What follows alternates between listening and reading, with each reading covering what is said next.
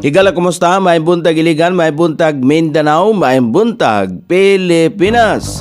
Adlaw Martes karon sa 10 ning buwan sa Marso ning tuiga 2026. Sangan sa ato station manager Pastor Robin Sulapas kini ang inyong ka-isar Kabisaya Nonay B. Ang matod sa hanay sa balita karong orasa. Usa ka magbabalaod sa Pakistan nagduso og sugyot nga protektahan ang mga Kristohanon.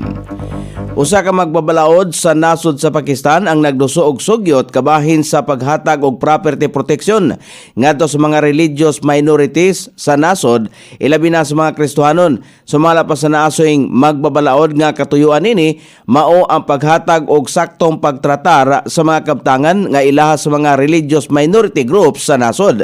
Kung mahimo na kining balaod, makatabang kini aron nga maprotektahan usab ang mga kasimbahanan sa nasod.